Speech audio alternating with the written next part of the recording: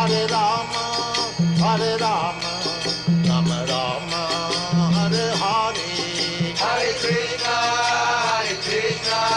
Krishna Krishna, Hare Hare, Hare Rama, Rama Rama, Hare Hare.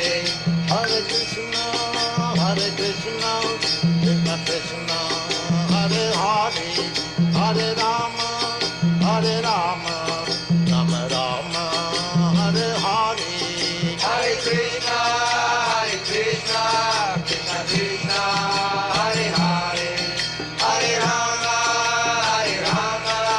Rama Rama, Hare Hare. Hare Krishna, Krishna Krishna, Hare Hare, Hare Rama, Rama Rama, Hare Hare. Hare Krishna,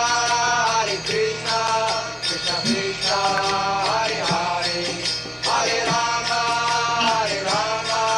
Rama Rama, Hare Hare. Hare Krishna, Krishna Krishna, Hare Hare, Hare Rama, Why? Rama Why? Rama, Why? Hare Hare. Hare Krishna, Krishna Krishna, Hare Hare, Hare Rama, Rama Rama, Hare Hare. Hare Krishna, Krishna Krishna, Hare Hare, Hare Rama,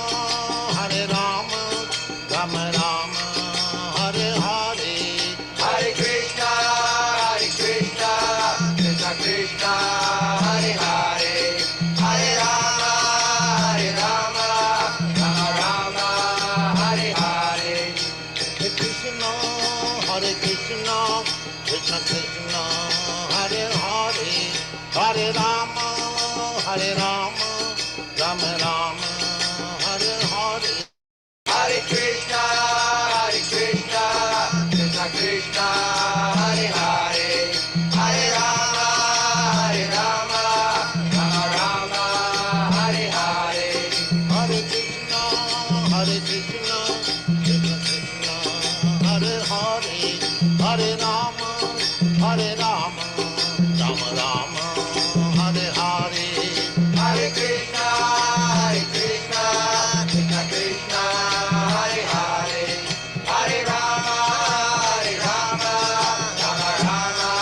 Hare Hare.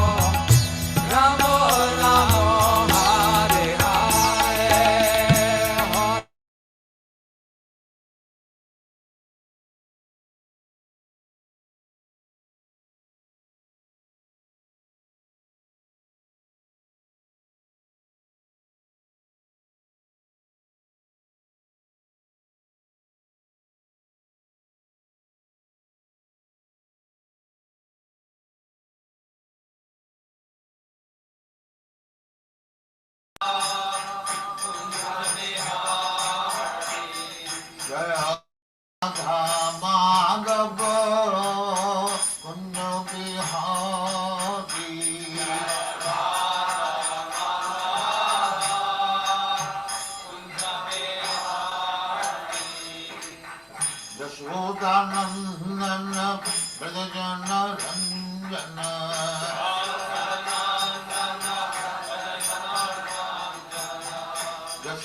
Yashodanandana Brajajana Ranjana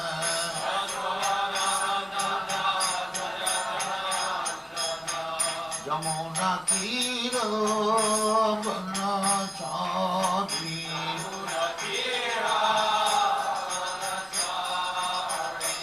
Jamuna Tira Banachari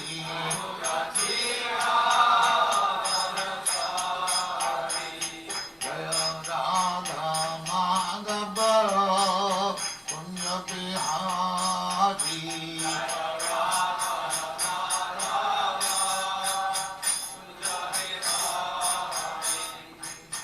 Gopijana Vallabha Girivaradhari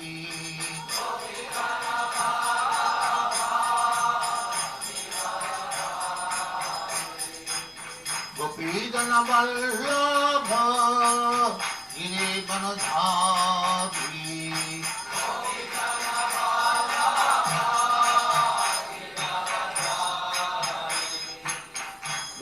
Yashodanandana Brajajana Ranjana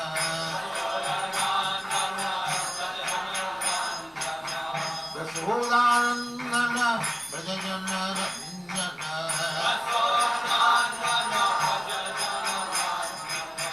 Yamuna Tira Banachari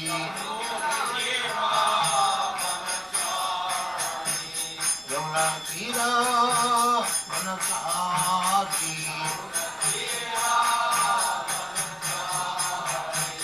Jaya Radha Madhava Punya Bihari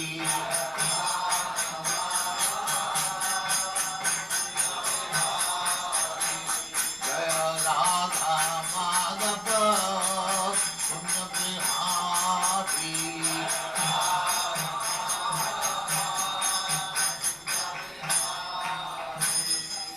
Jaya Uspata Mansa Paribhajagacharya Sukharishya Smada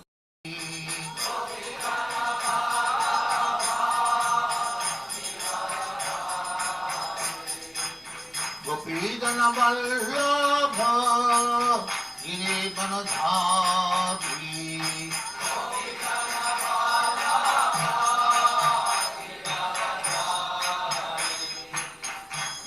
Yashodanandana Brajajana Ranjana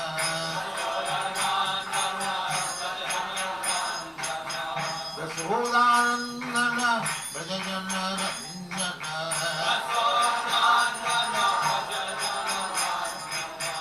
Yamuna Tira Banachari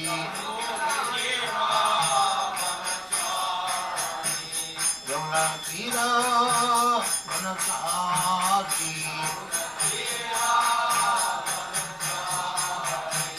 Jaya Radha Madhava Punya Bihari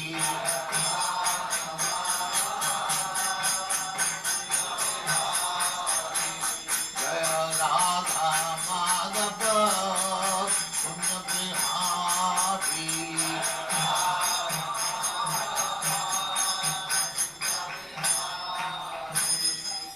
Jaya Uspata Mansa Paribhajagacharya Sukharishya Smada Vivekananda Saraswati Goswami Bhagavati Jaya Nanda Kori Vaishnava Ki Jaya Ramacharya Sri Haridas Thakur Ki Jaya Nain Sutta Ho Sri Krishna Chaitanya Nityananda Sri Advaita Gadadhar Shivasari Gaur Bhakti Jaya Sri Radha Krishna Bho Gopinath Sam Kund Radha Kund Giri Ki Jaya Vrindavan Dham Ki Jaya Navdeep धाम की जय गंगा माई की जय जमुना माई की जय द्वारका धाम की जय स्वामी भक्तवृंद की जय और ग्लोरी टू और glory to thank you very much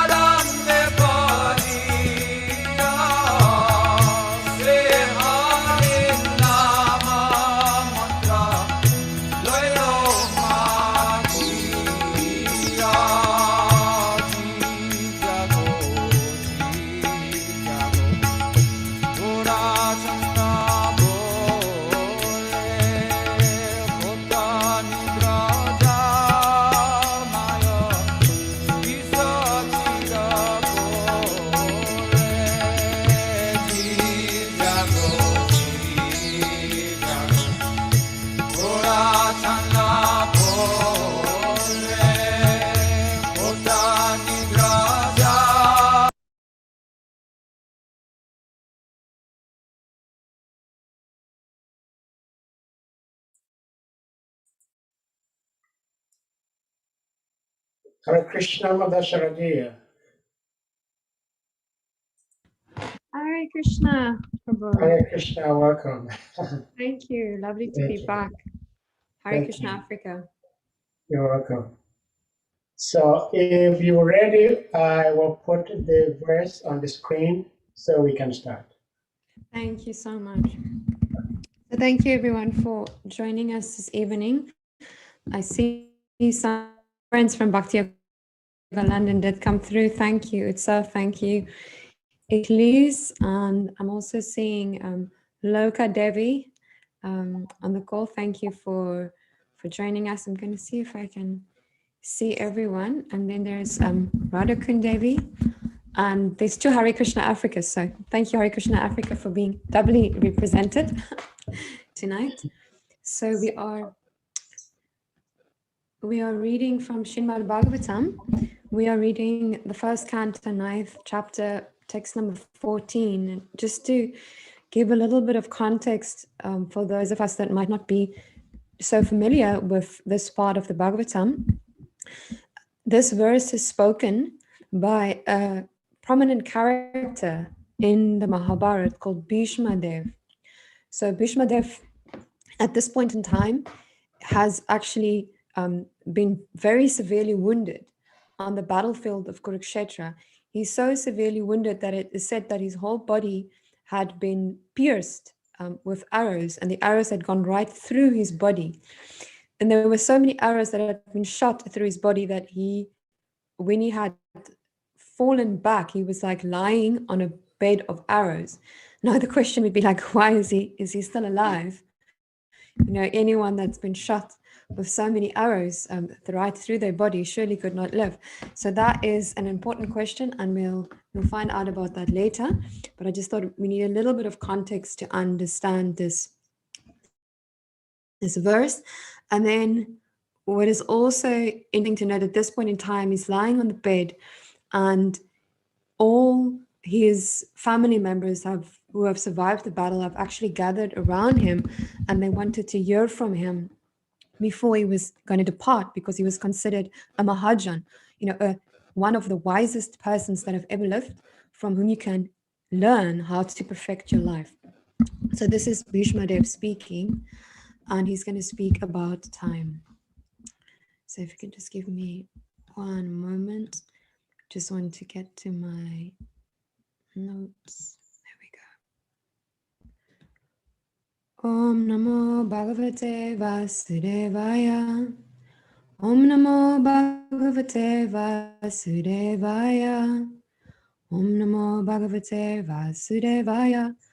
Narayanam Namaskrita Naram Chavai Narottamam Divim Saraswatim Vasyam Tajoyam Aduriyate Nashta Preyastu Abradeshu Nityam Bhagavata Sevaya Bhagavata Uttama Shloke Bhaktir Bhavati Nashtaki. All right, so now we're gonna chant the verse. Let's get back to the verse. Oh no. Oh Krishna. Okay.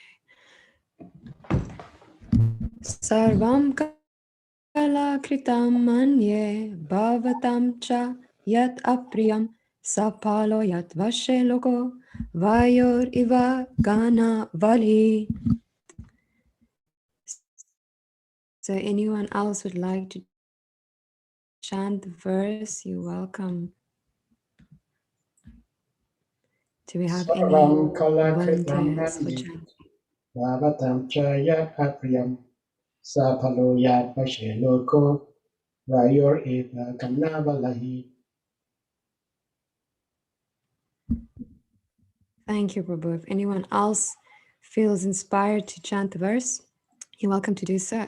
Thank you for joining us, Kush. Lovely to see you again, all Hare the way from Krishna. India. Hare Krishna. Thank you. So also welcome Narayan Devi. And I also say Bhakta George is in the call. Okay, so if we've got no more volunteers to read the verse, we'll just continue to the word-by-word translation. Sarvam, all this. Kala kritam, done by inevitable time. Maniye, I think. Bhavatam cha, for you also. Yat, whatever. Apriyam, detestable. Sapalaha, with the rulers. Yat vashehe, under the control of time. Lokaha, everyone in every planet. Vo yoha, the wind carries. Iv, as. Gana avali, a line of clouds. In my opinion, this is all due to inevitable time, under whose control everyone in every planet is carried, just as the clouds are carried by the wind. So Bhishmadev is referring here to why the Pandavas have suffered so greatly. There is control by time all over the space within the universe, as there is control by time all over the planets. All the big, gigantic planets, including the sun, are being controlled by the force of air, as the clouds are carried by the force of air. Similarly, the inevitable kala, or time, controls even the action of the air and other elements. Everything, therefore, everything, therefore, is controlled by the supreme kala, a forceful representative of the Lord within the material world.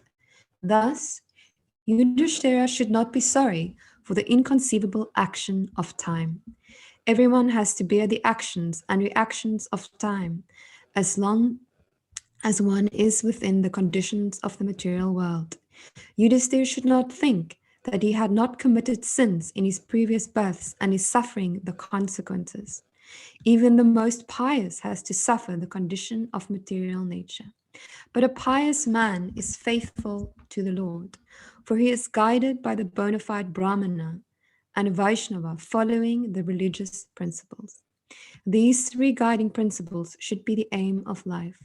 One should not be disturbed by the tricks of eternal time. Even the great controller of the universe, Brahmaji, is also under the control of that time. Therefore, one should not be grudged, being thus controlled by time, despite being a true follower of religious principles.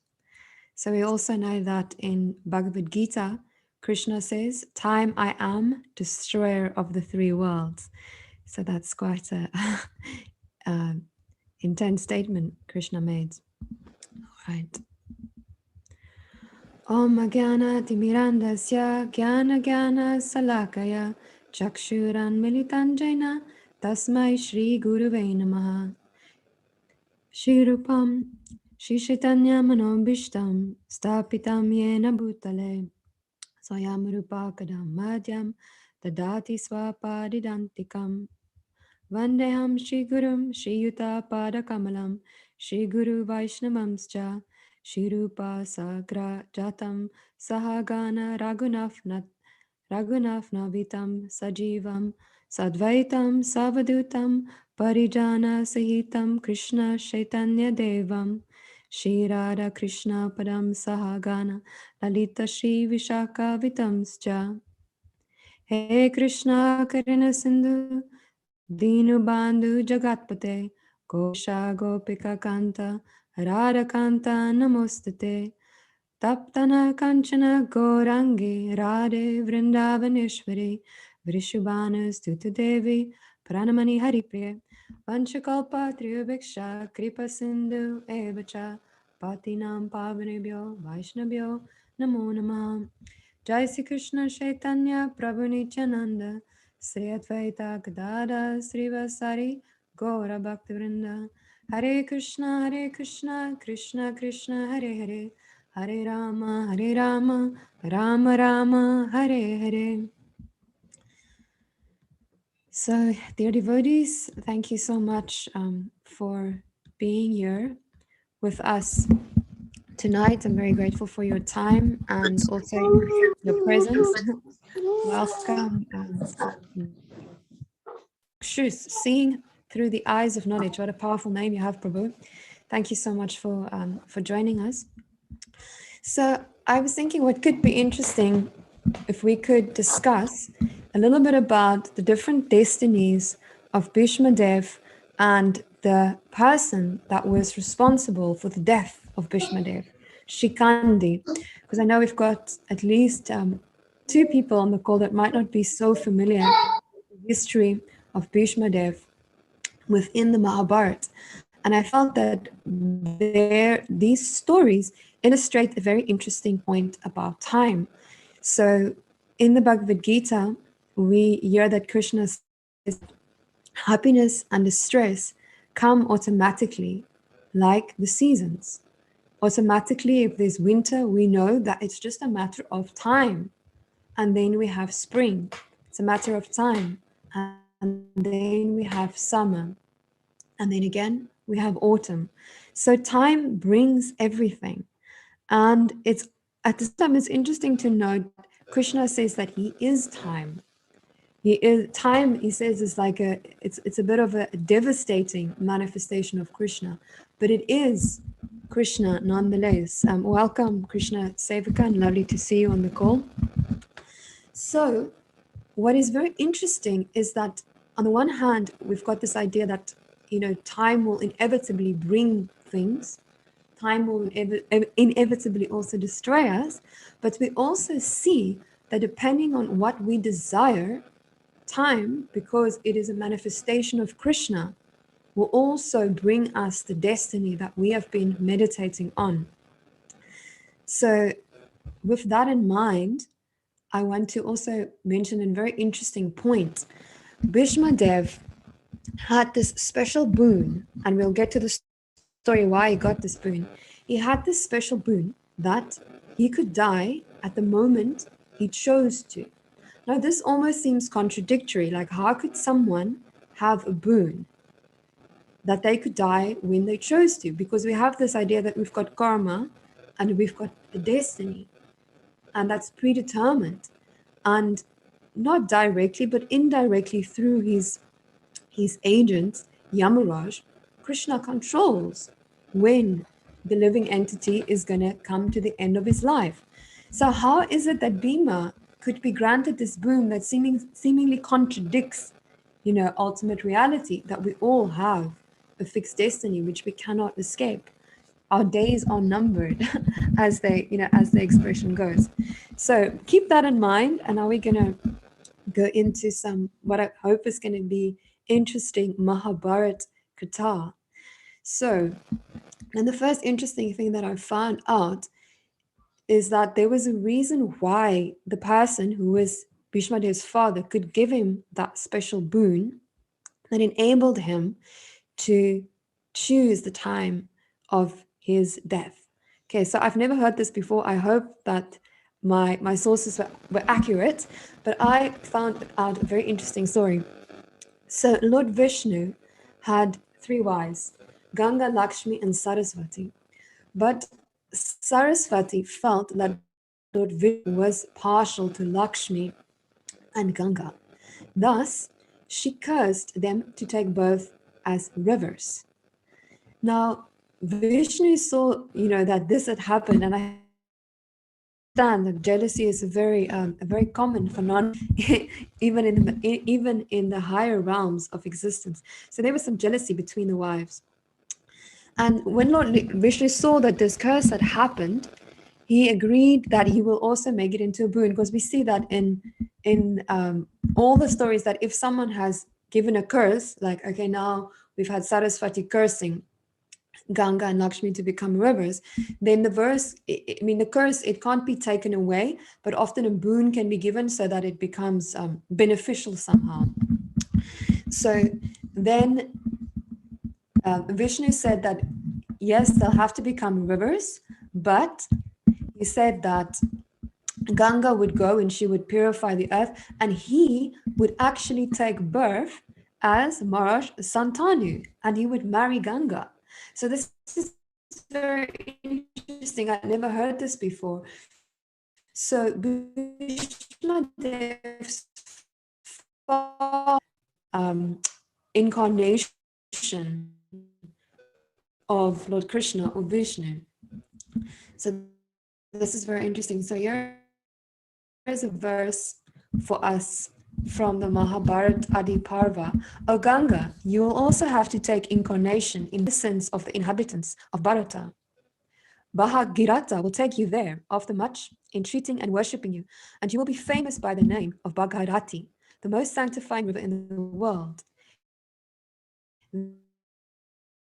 There, the ocean born of my parts, and the King Shantanu, also born of my parts, and incarnate in that part of Bharata under the curse of Ganga. O good-natured one, now go in full Amsa to Brahma and become his wife.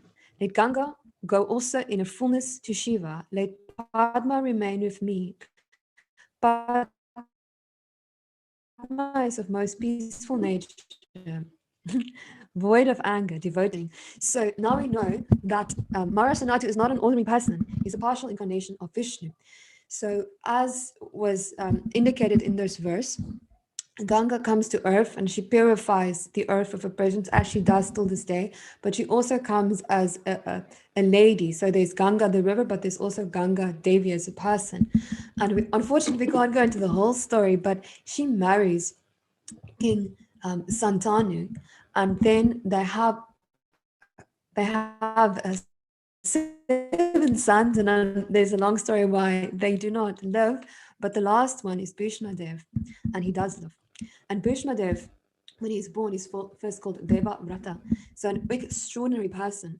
Now, we have to add in, unfortunately, we can't go into all the details, but although Ganga is married to Marar Santanu, she leaves him. She leaves him, and as I think most men who are kings and rulers would be, he feels a certain lack in his life because he doesn't have a queen. He doesn't have, someone by his side, but he needs to rule the kingdom. So sometime later, he encounters a lady called Satyavati. Now, Satyavati, it's interesting. She is not royalty, but she's extremely beautiful, and she captures his mind completely. And King Sanatu is like determined to marry her. So he goes to the humble home of Satyavati, who is just the daughter of a fisherman. So she basically goes to his little hut, and then he wants to ask her father for a hand in marriage. But her father, I would say, was quite an opportunist. So her father says that, he refuses that Satyavati, who's just like the daughter of a fisherman, marries King Santanu. And why does he refuse? He refuses because he's aware that King Santanu already has a son called called Bhishma Dev, at that time Devavrata.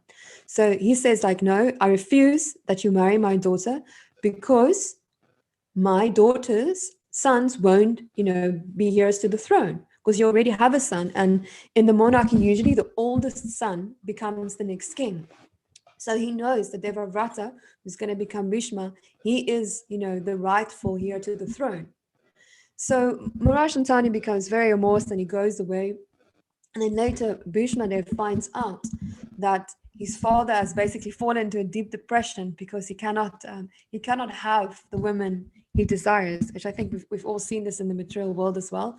If we really attach to the idea of having a certain person in our life and we can't have them, we might fall into a deep depression and suffer severe heartache. So Devavrata, being the most devoted son, he decides that he will fix this for his father, and he goes to Satyavati's father, and he says to the father, please allow your daughter Satyavati to marry my father, because he's heartbroken. He's in a state where he feels he cannot continue his existence without having her as his wife. And then he says, I promise that I won't make a claim to the throne. Your, Satyavati's daughters, your grandchildren, they can be the heirs to the throne. But Satyavati's father, he seems to be like quite a tricky character, very cunning. And he says, no, I don't believe it. Even if you don't claim the throne, your sons will claim the throne. So then, to correct my sound, Hare Krishna, I'm getting a message. I must connect my microphone to the Wi-Fi. So I just want to find out, can everyone hear me? Yeah, we're hearing you. There's no problem. Hearing me fine. All right. Maybe the person is talking to someone else. Okay. All right. So yeah, I'll continue. And So you Someone have, just said Devavrata, he you can't have hear what we are saying. So I asked the person to connect it to the okay. microphone to the Wi-Fi. Sorry, please mute everybody, please. okay. All right. It's okay. Thanks again for everyone being here. Our gathering has grown and expanded. That's one.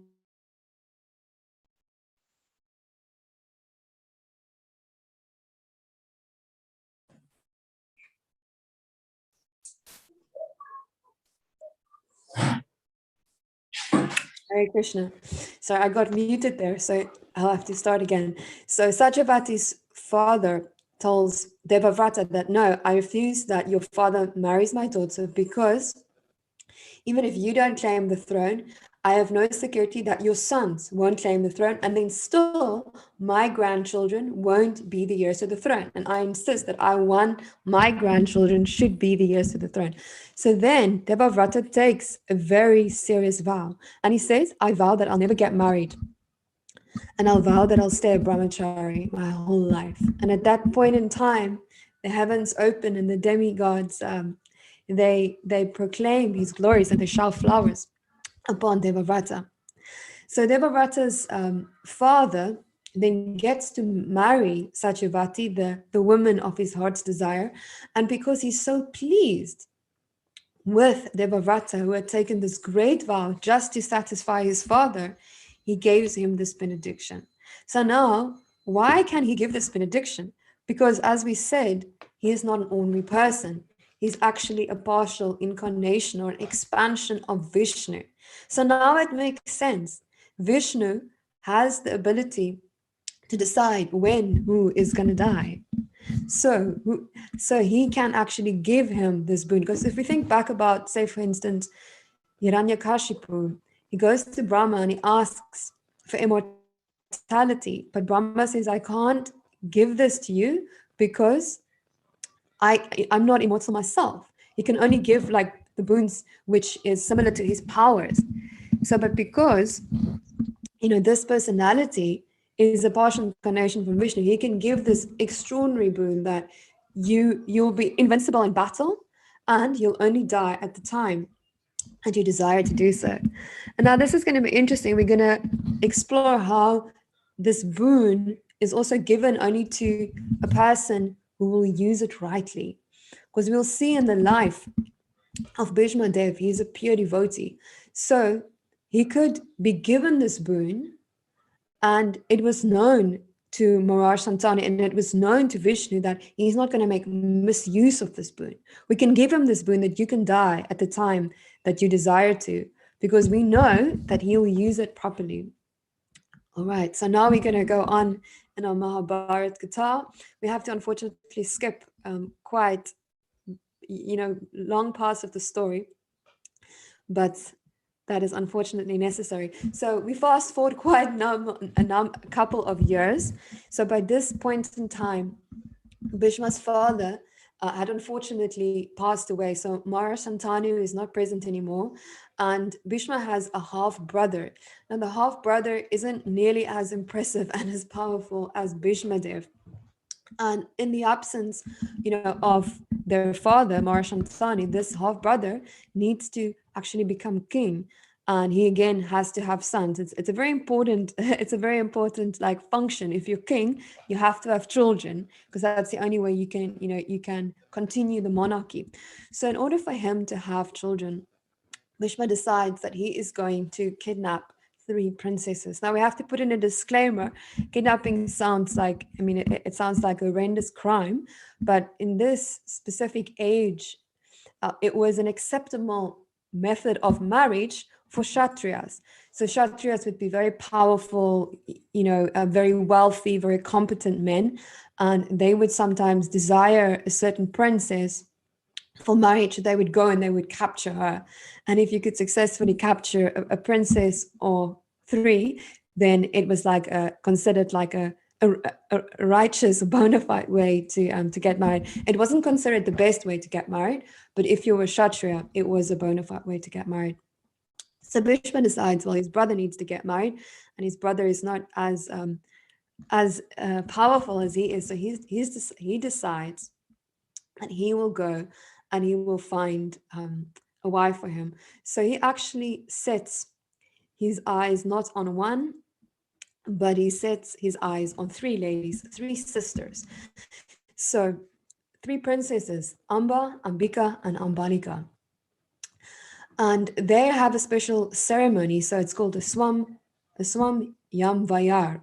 So it means that the princesses have like a special tournament that is set up, and at the tournament different Kshatriya princes need to compete, and then the one that is victorious, or in this instance maybe more than one who is victorious, they get to marry the princesses. So you can see, like, you couldn't just marry a princess, you had to show that you were really competent and qualified, and you were the most powerful prince, Kshatriya, in the assembly. Then you could actually marry the princess. So Bhishma, however, decides he's not even going to bother to compete in the tournament. He just shows up in the tournament and he basically steals all three the princesses and he carries them off successfully. He defeats all the princesses, who are quite enraged by him coming and basically gate crashing the party and stealing the princesses. So he then takes these three princesses back to his brother, but unknown to Bhishma, one of the princesses, Amba, the eldest princess, she had already fallen in love with someone. So she had fallen in love with Salva, who was a ruler of another kingdom, and he had also fallen in love with her. So while her sisters were kind of, happy to go along with being kidnapped and being taken to marry Bhishma's brother, Amba wasn't. So by the time they reached the palace, she was furious with Bhishma. She was absolutely furious. She felt that, he had completely ruined her life. So the other two sisters, they agreed to marry Bhishma's brother, Virya, but Amba was like enraged, and she was so enraged that Bhishma then said, all right, he understands the situation, and he gave her, permission to go back to her home, and she said, you can back and you can go back and you can marry Salva as you pleased, and she did so. But in Vedic culture, especially the Kshatriya princesses, they were like seen as like very, very valuable jewels. So it wasn't like they would date many people or have some chatting to different people on Tinder or anything like that. The Kshatriya ladies were like basically kept within the palace and protected until they were married. So when Amba returned to Salva and said, she wants to marry him, he refused. And he said, but you've been touched by another man. You've left the protection of your father. I won't have you. So Amba now was getting quite upset, and we can understand why. And she went back again to Bhishma. Then she said to Bhishma that, I insist that you marry me, because you've basically ruined my life. I was in love with this King Salva, and you ruined our chances of happiness. So I insist that you marry me. But as Bhishma had taken this vow that he would never marry, he refused to marry her. So Amba, being quite a feisty lady, remember she's a Kshatriya lady, so she's got a lot of fire, and she also has a lot of intelligence. She's got a bright mind, and she's like, she can make a plan. So she comes up with a strategy. She goes to Bhishma Dev's guru, Parashuram, and she explains, like, with tears in her eyes, she explains her predicament to Parashuram. She says, like, look what your disciple has done. He's ruined my life. I was, had my heart set on marrying this king. He comes, and without my consent, he just captures me and he takes me away and then forces me, to marry his sickly brother, and I refuse to. And now Salva also won't have me. Then I go back to Bhishma and I tell him that you are responsible for ruining my life, so you will not marry me. And he refuses to. So Parashuram then challenges Bhishma to a battle. and a fierce battle ensues. But after 23 days, Parashuram realizes that he can't defeat Bhishma. Bhishma, out of respect for his guru, he just leaves the battle. So Parashuram goes back to Amba and he says to her that, I'm really sorry. I understand your pain and I tried to address this injustice, but I couldn't defeat Bhishma. But I will give you a boon. I'll give you a boon that you can go to the forest and you can worship Shiva. Now here the story becomes interesting. So Amba, she goes to the forest and she worships Shiva for a long time. She prefers very intense austerities. And now what becomes her desire? Her desire becomes that she wants to destroy Bhishma. Why? Because Bhishma has ruined her life. He has ruined her chances of happiness. She wants revenge, and she wants a powerful revenge, a revenge that will just destroy him utterly.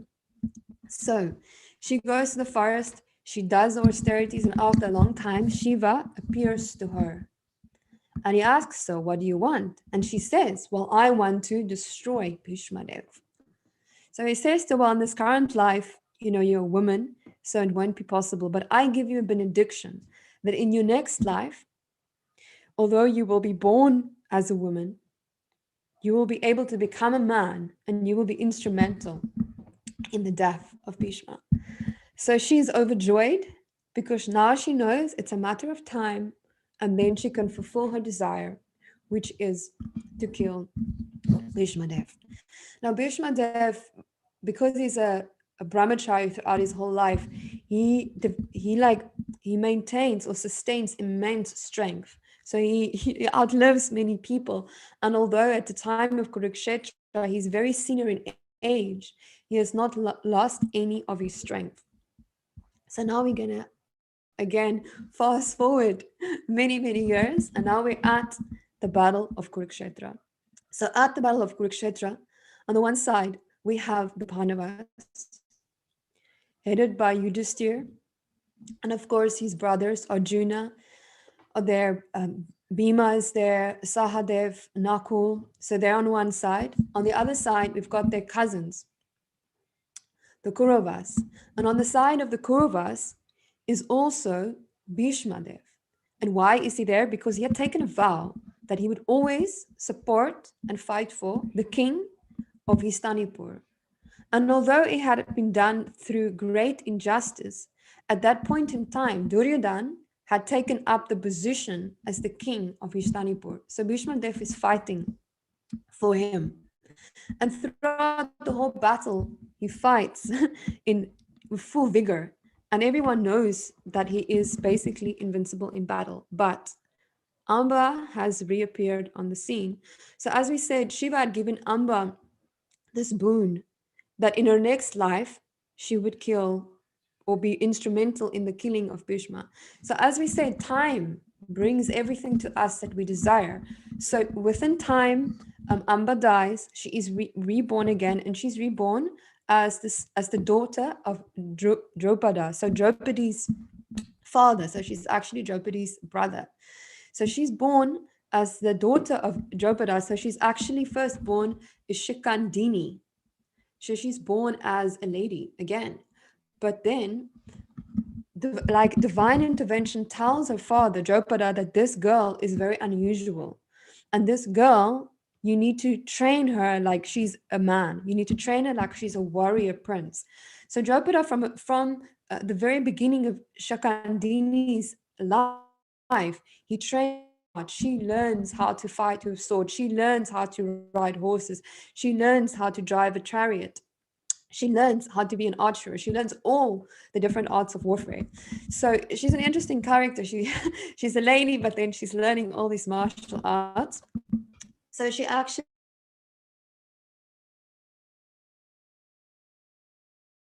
marries a man. At some point in time, she acts like a man, so she marries a lady. So at one point in time, this lady finds out that Shakandini is actually a lady. So the lady is obviously quite disgusted because she thought she was marrying a warrior prince, and now she's married a warrior princess. So there was like some frustrated desire there. So then, she's basically so furious that she tells Shakandini to leave. So she leaves.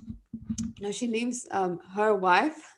So we've had kind of like you can see we've had relationships of the same gender. We've always had that with the interesting dynamics that it brings.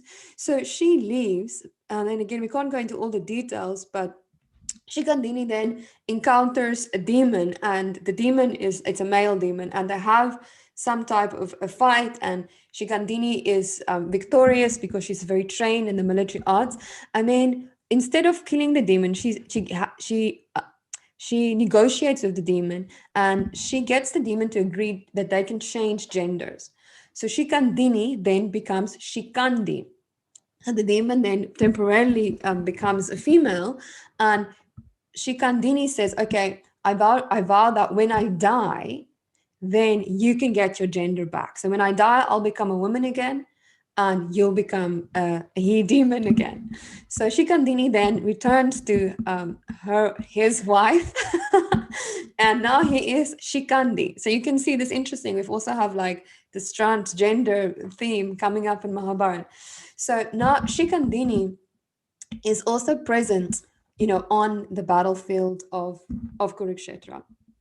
And he's not a fighter in the class of Arjuna or Bhima or anyone like that. But at the end of the battle, or towards the later stages of the battle, Arjuna realizes that if they don't kill Bhishma Dev, there's no chances they're going to be victorious, because Bhishma Dev is basically just massacring like thousands of soldiers of their army every hour. So they realize they're just going to be like, he's basically just devouring them. So they realize that, it's impossible. So they actually at night, it's interesting in the Kshatriya culture, it's like, and the day they're like, having this ferocious fight, and they're literally like ripping each other apart. And then at night, it's like, okay, sunset, okay, they blow a conch shell, all right, everything is over. And then, they have the different camps, and then between the camps, they would actually visit each other and, play chess. And it's an interesting culture. So you fight according to very specific, kind of codes of conduct. So at night, where there's no fighting, the Pandavas actually go to Bhishma Dev and they ask him, like, but how can we kill you? Can you just tell us how we can kill you? Because we don't know how to kill you. And without killing you, we can't be victorious. And we have to be victorious because we are the rightful heirs to the throne of Ishtanipur. And also, we will be the righteous rulers. Duryodhana is never going to be a righteous ruler. So Bhishma Dev, because he is so virtuous and he's so honest and he's so generous, he tells them how they can kill him. And then he says, you have to use Shikandi. I won't fight him because I don't consider him a man because he was born a woman. It's like a he, she, it's like, it's not a man. So Bhishma tells Arjuna, use him. And then by using him, you can kill me.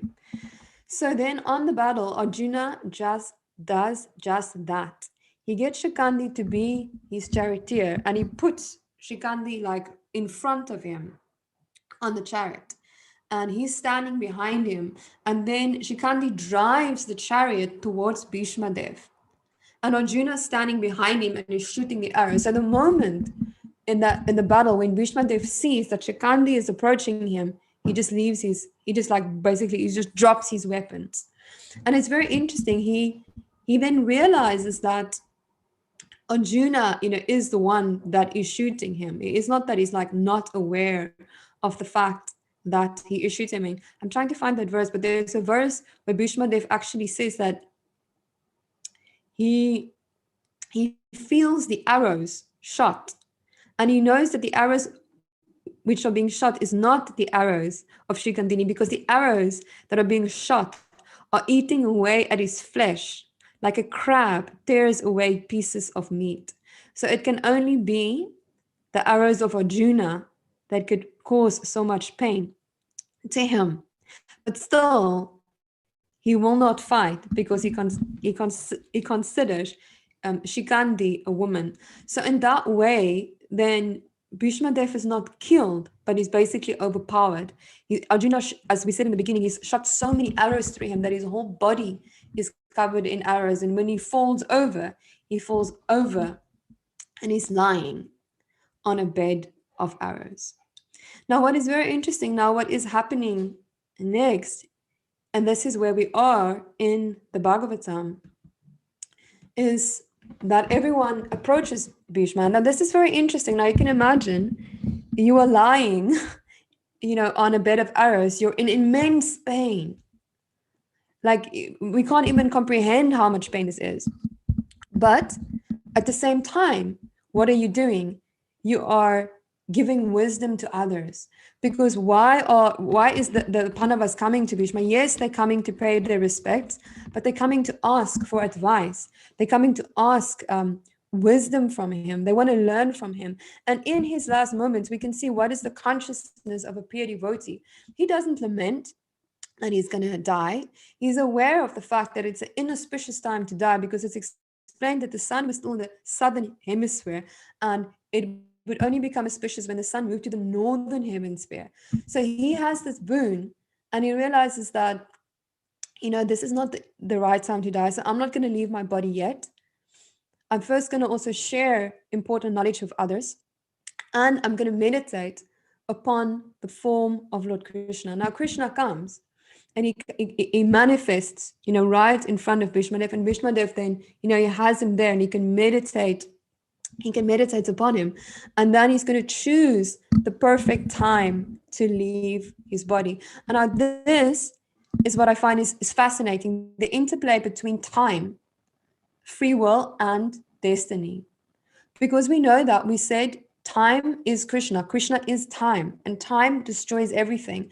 And we also said that we all have a fixed karma and we have to die at a certain point in time, and that's controlled indirectly by Krishna. But Bhishma Dev, because he's a pure devotee, he can actually control when he's going to die. So it looks like he is almost controlling time. So is he controlling Krishna? Now here is what I find is very interesting. And the answer is yes.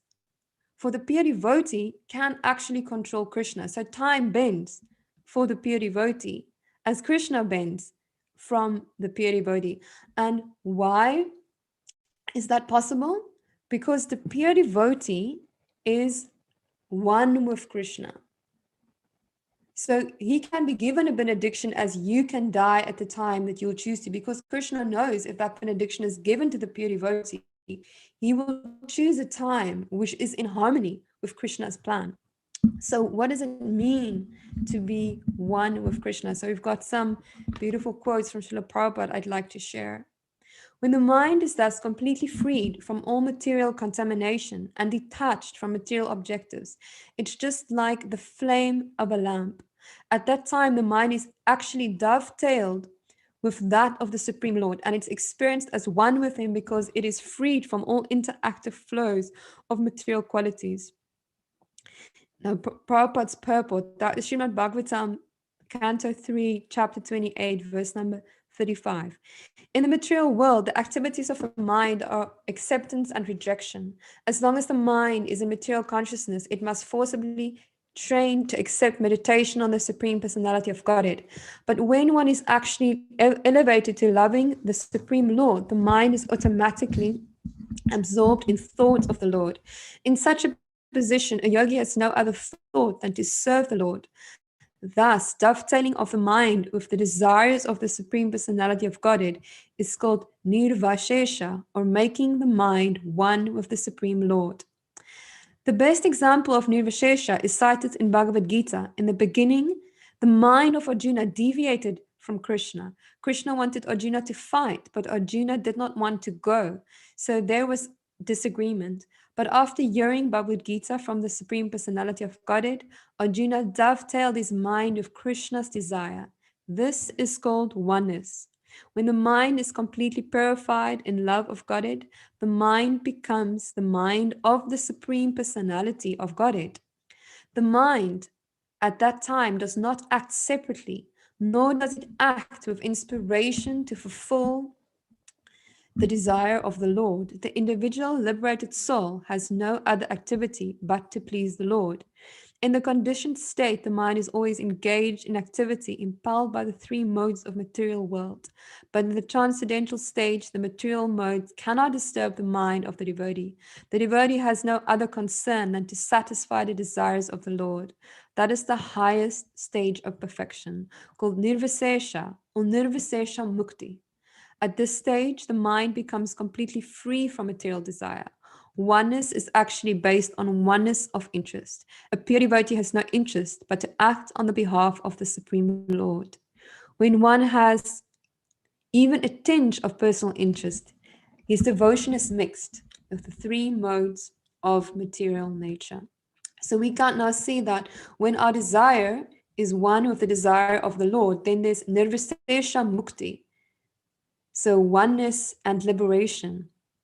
Okay, so I'm going to just read three more short quotes from Prabhupada, which elaborates a little bit more about what are the symptoms of when we are really becoming one with the Lord in terms of one with his desire. So the devotee therefore endeavors to apply everything in the service of the Lord, because he knows that everything is the property of the Lord and that no one can claim anything as one's own. The perfect conception of oneness helps the worshipper in being engaged in his loving service. So that's something we can all start practicing. We can see how we can apply everything in the service of the Lord. Okay, next little beautiful quote. Surrender, that is oneness. Not that individually he has become different. Individually he is, but he does not disagree with Krishna. That is oneness.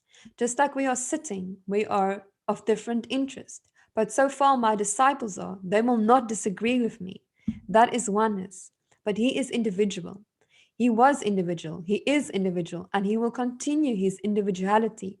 But as soon as he accepts me as the leader, then he is in agreement. That is oneness. So if we agree to follow what is outlined for us in Shastra, what is outlined for us by the Guru, then we are surrendering. So the more we agree, the more we surrender, the more we are also becoming one with the heart and the mind of Krishna. So now we can see that the epitome of that becoming one of the desire of Krishna, we see in the lives of the gopis. So later in this chapter, Bhishmadev prays, "Let my mind be fixed upon Lord Krishna, whose motions and smiles of love attracted the damsels of Rajdam, the gopis. The damsels imitated the characteristic movements of the Lord after his disappearance of the Rasa dance." So the gopis in that sense have become so one with Krishna because their whole lives, their whole beings is just a manifestation of fulfilling the desires of Krishna. So the last verse I wanted to finish with is more for us. We might feel that, that is a very high level to be practicing devotional service at, to really feel that we understand, what is the heart and the mind of Krishna, and to always, in that way be one with Krishna. It might feel like that might be a very elevated goal. So here's a verse, one of my favorite verses from Bhagavatam, the 10th canto, chapter 14, text number 8. And I think for me, this verse gives another way in which we can eventually become one with the Lord. So it says, "My dear Lord, one who earnestly waits for you to bestow your causeless mercy upon him, all the while patiently suffering the reactions of his past misdeeds, and offering your respectful obeisances with his heart, words, and body, is surely eligible for liberation, for it has become his rightful claim." So again, here we see this theme of time. And in the purport of this verse, Prabhupada writes that as the son will inherit his father's wealth just by staying alive, so it's just a matter of time. So if we can, just tolerate, all our karmic reactions, all the while worshiping Krishna, all the while maintaining our faith in Krishna, then liberation will become our rightful claim. We will just inherit it. We must basically just wait it out. So many intense things might happen in our lives. We might go through so much tribulation and suffering and uncertainty, and even who knows what else the world is going to bring to us. But if we just tolerate it, if we just go through it, and if all the while we keep on worshipping Krishna, externally, internally, we worship Krishna, then it's a matter of time, and we will receive the greatest benediction, the greatest blessing, and that it will be that we will hopefully all return back home, back to Godhead. So thank you so much, dear devotees. I see our assembly of devotees has grown exponentially.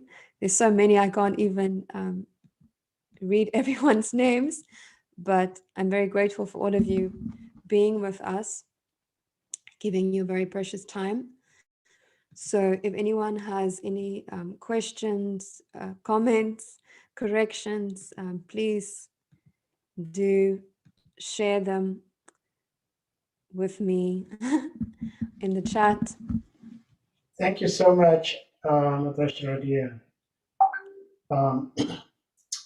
That was a very difficult verse, but you did good justice to it. And so at this point, we're going to, let me say this, lots of the attendees today are like Namahata devotees. Yes. And so I'm sure lots of them might have lots of questions for you. So at this point, whoever has a question can raise up his or her hand, and then he or she will be asked to unmute to ask a question. All right, so while we do that, there was actually one more thing I wanted to say, and that is, if we look at the lives of Shikandi, Amba in her previous life, and then Bhishmadev, we see that in time, they both got kill Bhishmadev. So it was just a matter of time, and then Krishna granted her that desire. She became Shikandini and then Shikandi, and she was instrumental in killing Bhishmadev. She got what she wanted, and then shortly thereafter, Shikandi is actually killed by Ashvatthama. So we can ask her, did she get what she wanted? Yes, she did. But how meaningful was that? How glorious was that life? On the other hand, we've got Bhishmadev, and what Bhishmadev really wanted is he wanted to have an exchange with Krishna. Now he's got this relationship where he likes to fight with Krishna. And he got that opportunity to fight with Krishna. Because at one point in the battle, although Krishna had promised that he would not pick up any arms, there is a certain crucial point where Bhishmadev is about to kill Arjuna. And Krishna sees that. And Krishna then is completely enraged. He jumps off the chariot. He grabs like a chariot wheel and he starts storming Bhishmadev, ready to fight him. And Bhishmadev is shooting arrows at Krishna's body, and like the blood is like rushing from Krishna's body, and it's like open wounds. But it said that the arrows of Bhishmadev felt like lotus petals being thrown at Krishna's body, because that is the relationship that Krishna and Bhishmadev have. They like to fight each other. So Krishna was actually in ecstasy, and Bhishmadev was in ecstasy. So he got that.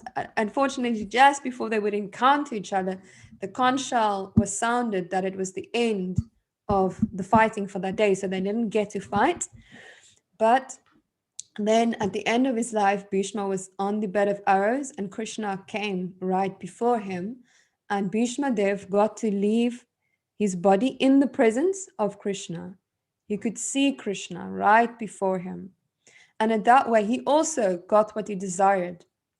In time, he could leave his body at an auspicious moment. In time, he could fight with Krishna. And in time, he could be in the presence of his beloved Lord when he left his body. So we can see time actually brings us what we desire. It's just a matter of time. So we have to be very conscious of what we're desiring, because sooner or later will come. So Ed, I see you've got your hand up, so please feel free to Yes. unmute yourself and ask your question. Sorry, a quick question, please. I know I'm going to probably go outside the strictness of the Bhagavad Gita as you read it. I'm just trying to.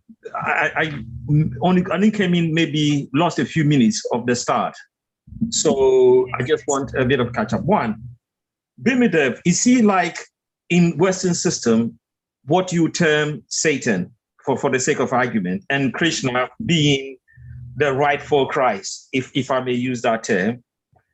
And is the lady who changed over to kill Bhishma Dev trying to overcome her own inner awareness by granting the desire to be one with Krishna? Because without being that kind of individual, you could never get her revenge. Am I thinking along those right lines? And therefore, as you say, the desire to be one with Krishna gives you the right, ultimately, to have your ultimate desire.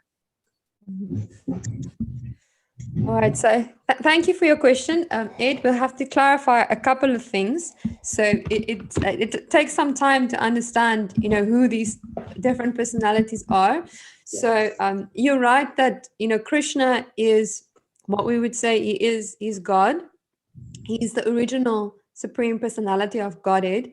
So some Christians believe that Jesus is God, but we see that other Christians say that Jesus isn't God, he's the Son of God. So we would also say that Jesus is the Son of God. So he's like empowered representative of God that comes to spread God's message, but he's not God himself. So we would say that Jesus isn't Krishna. We would say that he's a representative of Krishna that came, at a specific time in a specific place.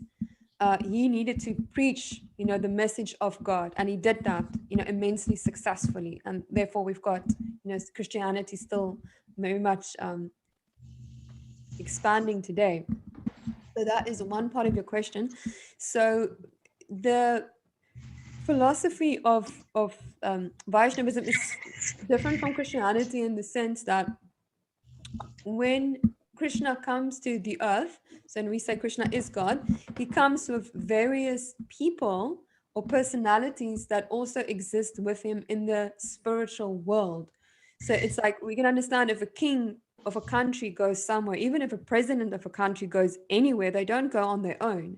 They always go with like a whole entourage. They've got bodyguards, they have, family, they've got, ministers. It's like, because they're so important, they always have, an entourage that goes with him. So it's the same with Krishna. When he comes to the material world, he brings like his entourage, and they have special interactions with him.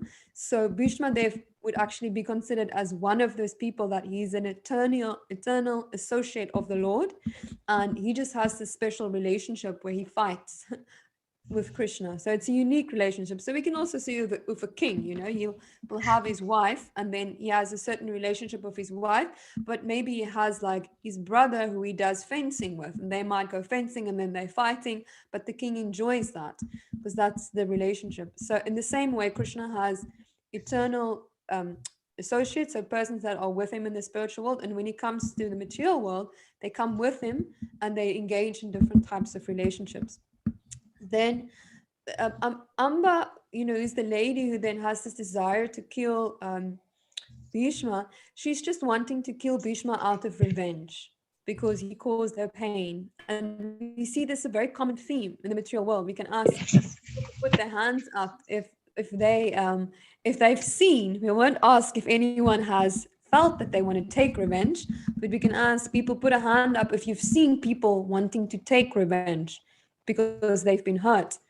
I think it's something we've all witnessed. So it shows that when we don't forgive, we want destruction. And then Amba gets that, in the next life, she gets the opportunity to be instrumental in the destruction of Bhishma Dev, but she doesn't really gain anything because right thereafter, she's just killed. So we can see that even if we want revenge, we might get it, but ultimately it won't give us any lasting, anything that's of lasting value. It's not gonna be beneficial for us in any way. And then lastly, you made a comment about wanting to be one with Krishna. So wanting to be one with Krishna means we must want to do what is the will of Krishna. So we become one by Krishna by becoming one with his desire. So for instance, if you have any very close relationship, like a husband and a wife who are very, very close, the husband, he will just get up on the weekend and then his wife will just make his favorite breakfast. You wouldn't have to tell her that, this is the breakfast that I want and this is how I like my tea and this is how I like my toast. She knows. And she will just do it because she loves him. So you can see they're one in desire. In any very close relationship, we even sometimes see that between friends. We also see that between some siblings. We also sometimes even see it between we get like a very important person, say again, a president, and he has a bodyguard, and the bodyguard's been with him for years. You might know the president so well that he anticipates what he's going to do and how he needs to protect him.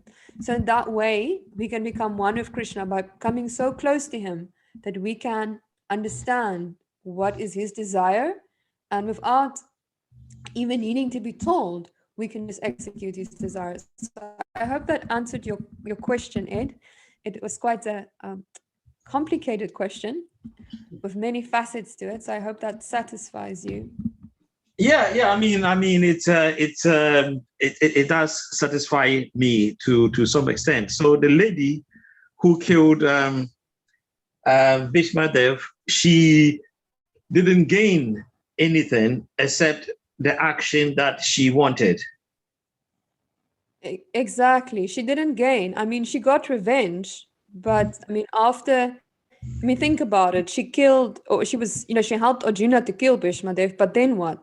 She still couldn't marry the man she wanted to marry, okay. And then right thereafter she got killed. So we can see that if we allow our hearts to be governed by revenge, even if we get what we think we want, it is not going to satisfy us.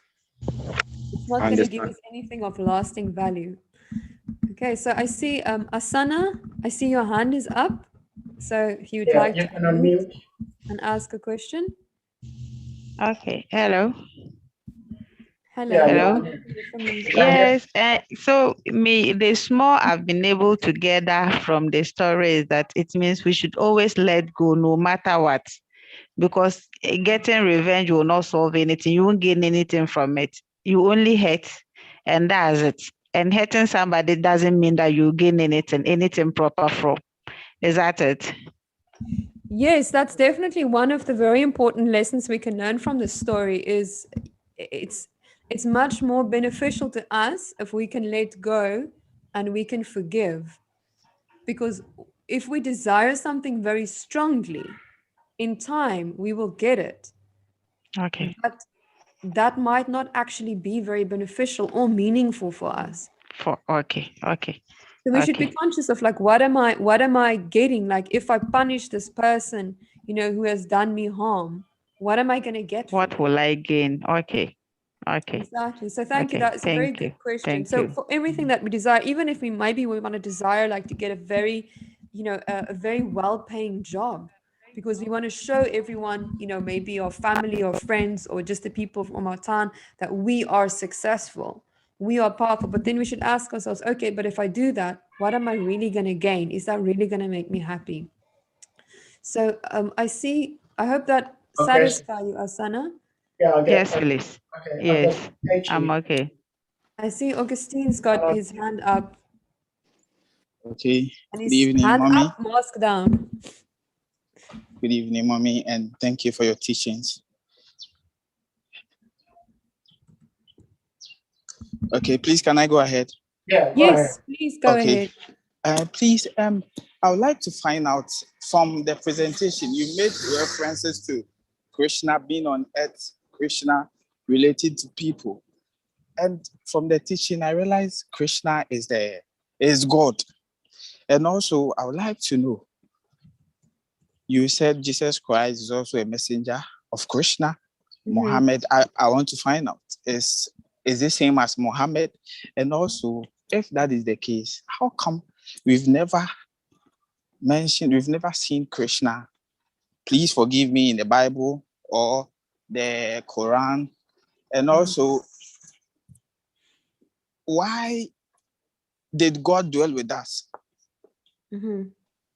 Please, I would like to know, how is it possible? Because we know he's all powerful, and there are scriptures making references to Krishna being hurt, by a farmer. So please, I would like to find out. I want to know more. I'm new to Krishna consciousness, so kindly forgive me. Thank you. Thank you, Augustine.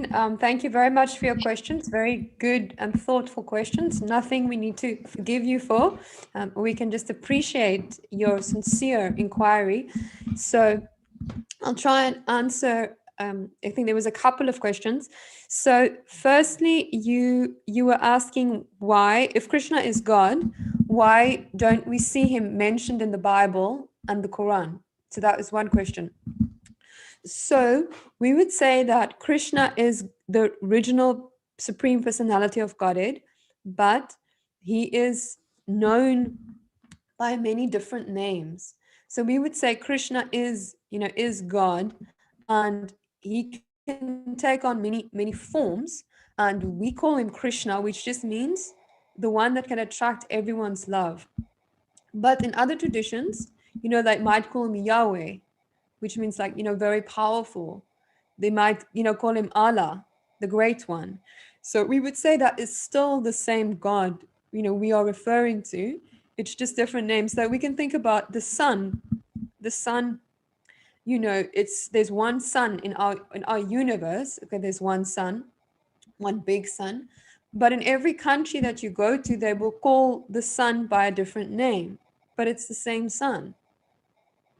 So, but if you have that knowledge, of what the sun is, if you go to another country and they're using a different name, if you know what the sun is, you will understand it's the same sun. They're just giving it a different name. So we would say that, it's not that, we worship one God, and in Islam they worship another God, and in Christianity they worship another God. We would say everyone is worshiping the same God. However, the relationship in which they worship him can be different. So we see in Christianity, mainstream Christianity, we see in mainstream Islam that they worship God very much as God is all powerful, God is the protector, God is the provider, God is the source of everything. Sometimes in Christianity, at least, God is the Father. But we see there's a lot of what we call awe and reverence. So you're worshiping someone that's very great, that's very big, and that is the source. So that is a specific mood in which you worship. But in Vaishnavism, in Bhakti Yoga, the Hare Krishnas, they worship God in a slightly different mood. We worship and we acknowledge that God is all those things, the supreme, protector, provider, creator, the source, but we emphasize more the love, the exchange of love. We worship God like he is our best friend. We can even worship God as if he is our closest family member. So it's not that we say that we worship a better God or our God, the only God. We say it's one God, but we would say there is moods in which you can worship him, which is more formal and serious, and there's moods which you can worship him, which is more intimate, more loving, more close. Like with a person, if we take the example of a very important person, say, even just a minister in your country, a normal citizen will just see him as the minister and treat him accordingly. Now, it's the same minister goes home. He's the same person. But then his little daughter comes running up to him. She just sees him as her father and her friend. She will just jump on him and hug him. So it's the same person. It's the same minister, but it's a very different mood in which the daughter relates to the minister as the normal citizen relates to the minister. So in the same way, it's like Krishna is God.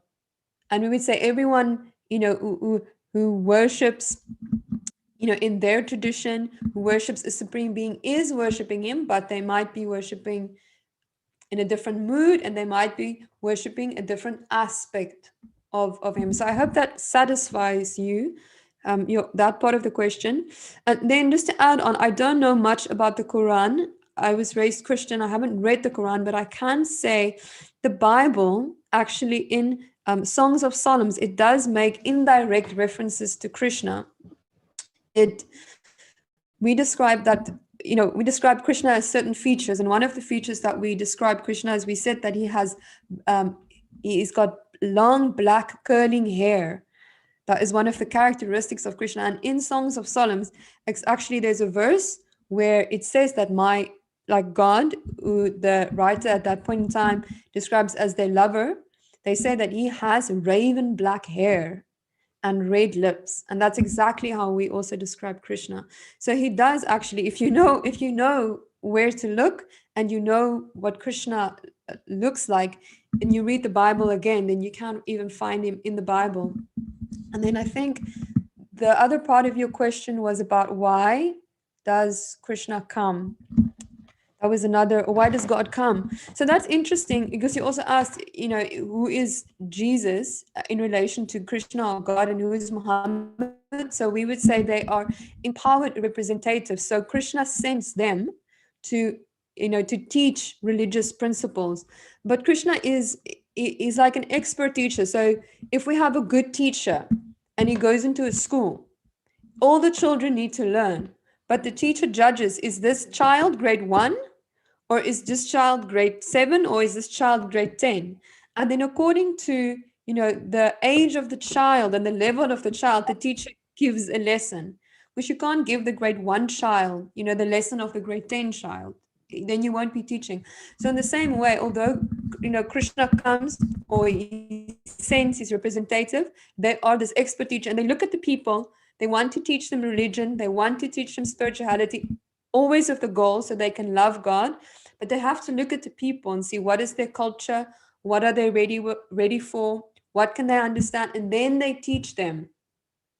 And then that becomes a religion. So it's the same goal as whenever you teach a child. The goal is that the child should learn and progress and become an independent adult. So if it's Jesus, if it's Muhammad, or if it's any other representative of God, the goal is the same. They want to teach us to love God, to reconnect with God. But according to the place, the time, and the circumstances, they're going to teach that in a unique way so people can progress.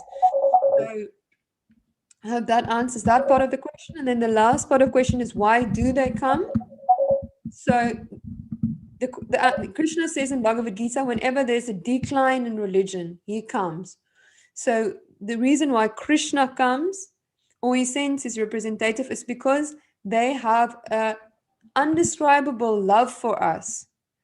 And they want us to reconnect. Krishna wants us to reconnect with him. God wants us to reconnect with him. And his messengers, God's messengers, like if it's Jesus, if it's Muhammad, or if it's another teacher, they want to help God in this mission of getting all the souls in the world to reconnect with him. And because, we are different, people are not the same, we can understand this. Even within our families, we are different. Therefore, there's not going to be just one way. Therefore, God creates many different ways, through many different religions, which you can approach him. But the essence of all religion should be that you learn to love God purely. So that is why, why he would come, is he wants to reclaim us. He wants to convince us to come home. Christianity also have this idea that this world is it's not our permanent home. We are here now, but we should live in such a way that at the end of our lives, we return, we go back to an eternal home, and have eternal relationships with our eternal God. That was a long answer. You're all asking, questions with so many different facets, really challenging me, but thank you so much. I hope that did answer your question, and I hope you're satisfied. And Thank okay, you, I'm Mr. seeing Saradiya. We some. have Israel on Pebbles hand up.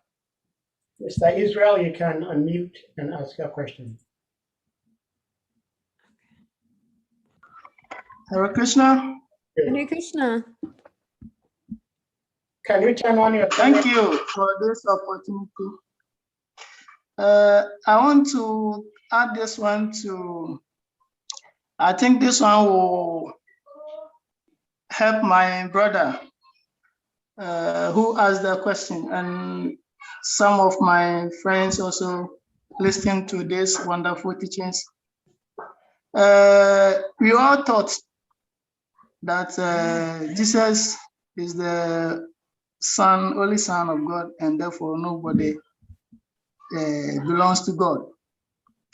But if you're a Christian and you read a book of Job, chapter 38, the verse 7, it says that when the morning stars joyfully cried out together, and all the sons of God began shouting in applause. So it refers to all the sons of God. So it means there are many sons of God, which Jesus also is one. So Christians must also note that one down. Yes. And then when it comes to karma, which also is in the Bible, but many Christians also don't take note of that. And also reincarnation. I remember in the Bible, if my fellow Christians are here, they also testify to that. Or they also know that in the Bible, I remember sometimes Jesus was asked by his disciples that, or he asked his disciples, "Who do you think I am?" And one of the disciples said, "You are the one of the old prophets." So if the disciples don't know reincarnation, or they don't know reincarnation, how would they say you are one of the old prophets?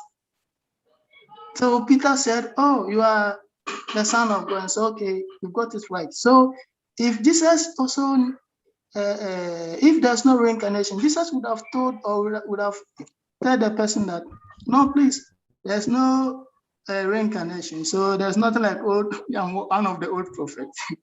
But Jesus didn't say that.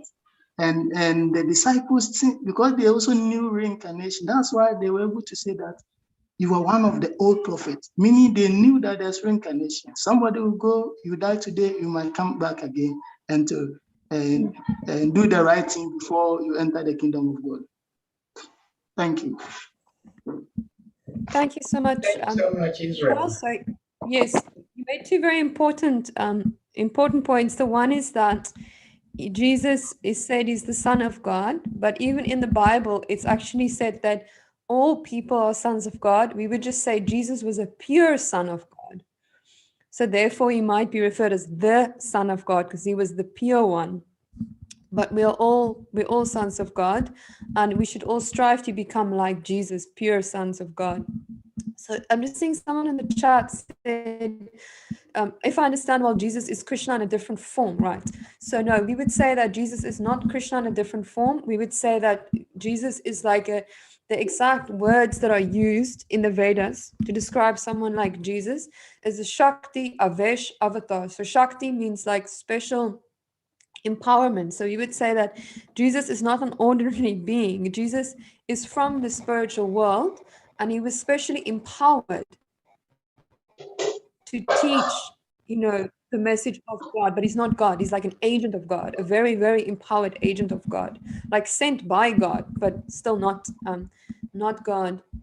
And then just the second point about karma and reincarnation, and it's accurate that if you read the Bible closely, you see it was very common for them to actually refer to many people, not just Jesus, but as being prophets that had lived in the past, which shows that they believed in reincarnation, because otherwise, why would you tell someone that you were a prophet that had died many years ago?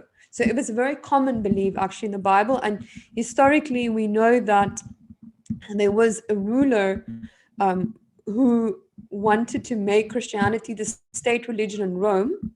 And he wasn't a Christian at all. I think his name was Constantine. And he just wanted people to be Christians because he thought that that would help them to be good law-abiding citizens. But he thought that the law of karma would discourage people to be good law-abiding citizens, because karma gives you the idea that you don't have one lifetime to perfect yourself, but you could potentially have many lifetimes. So if you rather tell people that there is no such thing as karma and you have to live a good life, in one life, otherwise you're going to go to hell, you thought that that would, give people better motivation to be good citizens. So he actually enforced the scholars, the priests of that time to to stop teaching reincarnation, and those that didn't want to stop teaching reincarnation, he killed them by throwing lead down their throats. So we can see there was like a whole political motivation to remove the teaching of karma and reincarnation from Christianity. But it is there, and you still see remnants of it in the Bible. And if you will do a very thorough study of Christianity and go back to the most original form, you'll definitely find that it comes through in the teachings of Jesus. So I'm seeing another question in the chat. Okay, Frederick, your hand's up. So you're welcome to ask a question. Well, before Frederick's question, Mother Saradiya, there is a question in the chat room from God's Spirit. Yes. He's asking, so can it be a blasphemy to consider Jesus as the supreme being, God? Okay, so can it be blaspheming to consider Jesus as the supreme being of God? I don't think it would be considered blasphemy.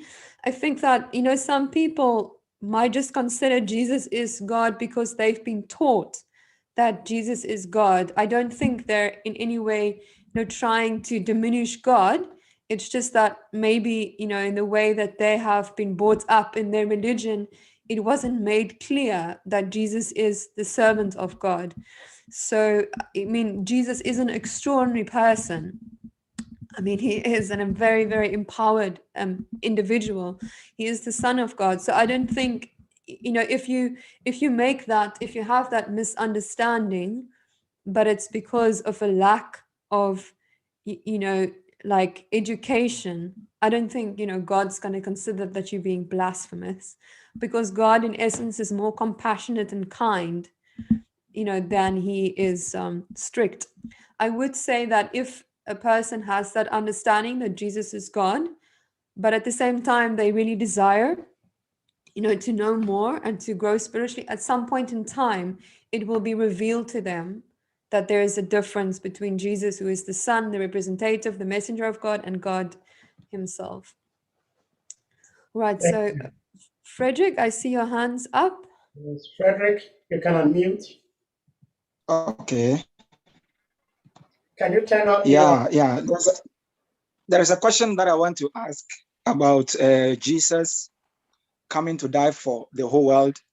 Yeah, Jesus came and died for the whole world, but I don't understand why. Because the Muslims doesn't believe Jesus Christ came and died for them. So why Jesus Christ came and died for the whole world and the Muslims doesn't accept him? And the second question is, why God sent his only begotten Son and died for us? Why God doesn't kill Satan so that everything will be over? And he sent his only begotten Son.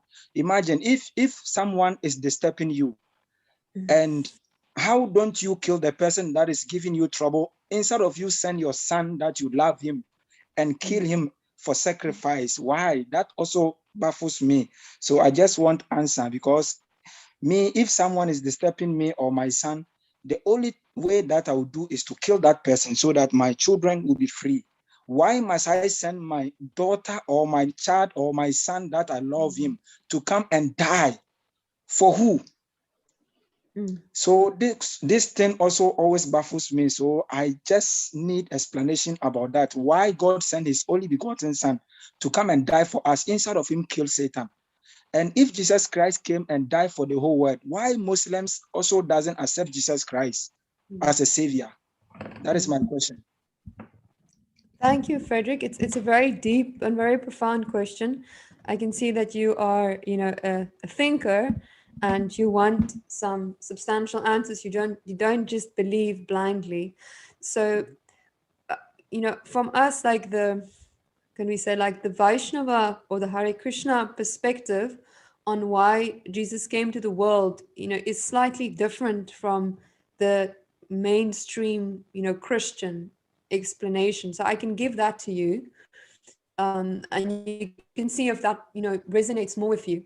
So firstly, we would also say that it's true that it doesn't make sense, for God to send his son just to get killed, for all people, and then all people don't even appreciate the fact that he has been killed. That doesn't really make sense. It's like, why would a God that's all loving and all powerful cause so much suffering, to his own son? It doesn't seem like, not even a normal father would do that. So why would God do that? So but to understand that, it's like we also have to consider like how we see evil and how we see Satan. So in the Christian tradition, some I think a lot of mainstream Christians would believe that Satan is like a person. The devil is a person, and he needs to be conquered. And because he needs to be conquered, Jesus actually has to die. And then through Jesus dying and then being resurrected, then somehow the devil is conquered. So in that story, you need someone to die, because death, it's like the Bible explains that the wages of sin is death. And because we all sin, we all have to pay for our sin by death. So then Jesus is born, and Jesus then dies. And for everyone that wants it, he's paid. Basically, he's paid for the sin. So that is the understanding. But from the Hare Krishna perspective or the Vaishnava perspective, we believe that there is evil, but we don't believe that it's like there isn't like a big, powerful personality like Satan who is the source of evil. What we believe, that yes, there is evil, but evil is more like the potential of doing bad things within ourselves. So it's like, it is not about like a being out there, like a devil out there that is dangerous, that we need to conquer, but it's the evil inside each one of us. And if we look at the world and we see so many bad things that happen, we can see that all the bad things that happen, every single bad thing that's happening right now, is because one person or many people decided to let the evil inside of them, determine the decisions that they make. We can see that. Like nothing bad happens and, there's no one involved. There's always people involved. And those people always made the decision, to do certain things that cause pain to others, that bring about suffering. So we can see it's like the evil inside of us. So we would say that, yes, Jesus came, like from our perspective, we would say that Jesus came, and he came to teach the message of God. He told people to reconnect with God. He said, love your God with all your heart and all your mind and all your soul. So he was teaching the same as we are teaching. You have to love God. You have to worship God. You have to dedicate your life for God. And he was so determined to do that, and because he was a messenger of God, that disturbed certain people who weren't really interested in spirituality, but they were just interested in doing rituals and gaining money from it. And we even see that today in religion. I'm sure you will agree. There are people who are religious leaders, but they're actually just interested in gaining fame and money. We see that in all religions. So Jesus, the situation was the same. There were certain people that were just interested in gaining fame, gaining power, gaining money from, religion. And Jesus came and he taught real religion. He taught real spirituality. He taught you that, what did he say? Like, it is easier for a camel to go through the eye of a needle. So the eye of a needle would be like, for a town, there would be an entrance, but it would be very low and it'd be very narrow. A camel is a very big animal. So a camel had to go down on its knees and literally like crawl through it. So Jesus said it would be easier for a camel to go through the eye of a needle than for a rich man to go into heaven. So, I mean, Jesus taught like a very high level of spirituality. He said you should not gather wealth for you here where it can be eaten by moth and ruined by rust, but you should gather wealth in heaven. So Jesus taught real spirituality, and because he did that, certain people who saw that he was going to ruin their business, they wanted to kill him. And because he was so determined to fulfill the mission of God, he was willing to be killed. He wasn't willing, like Jesus wouldn't compromise.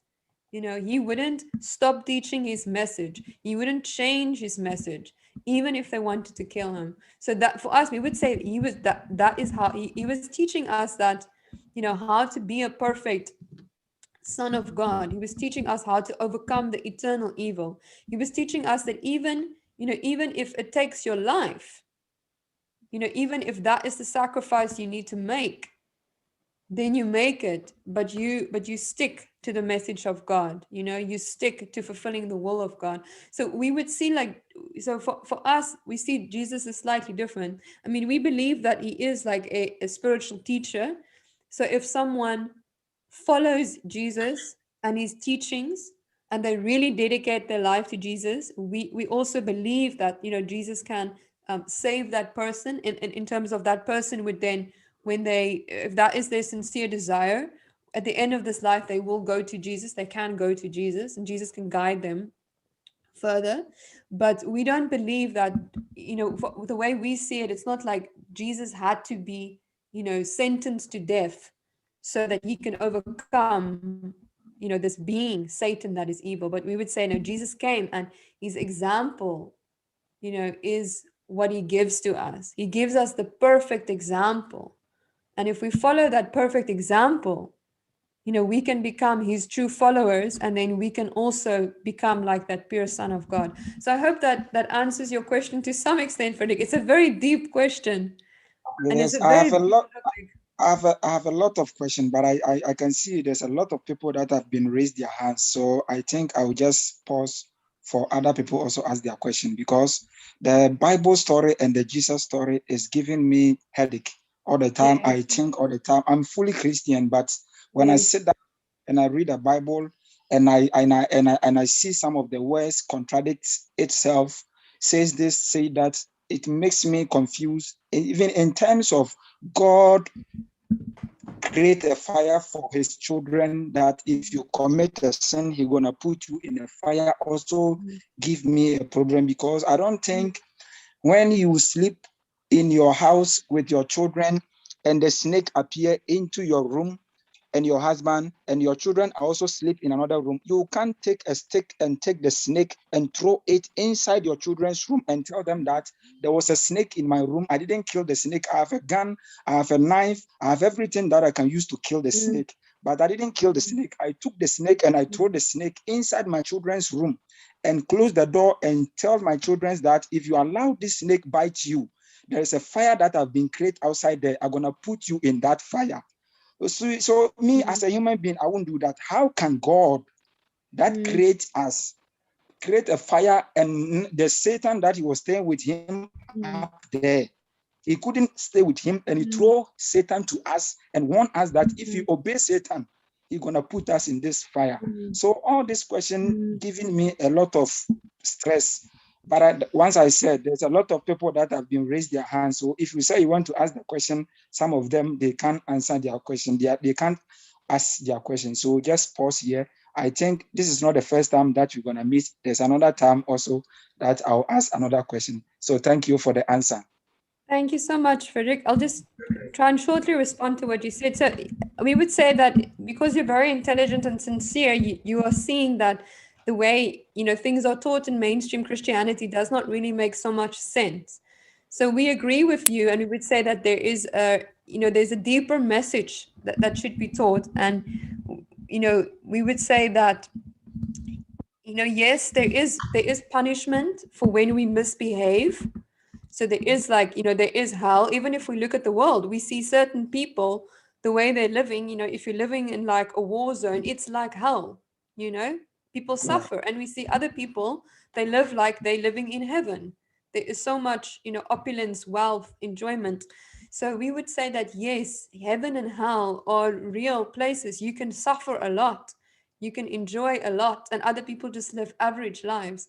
But we would say that that's never eternal. So if we, constantly going against the will of God, if we're constantly harming other living beings, we will have to suffer. And that is just life.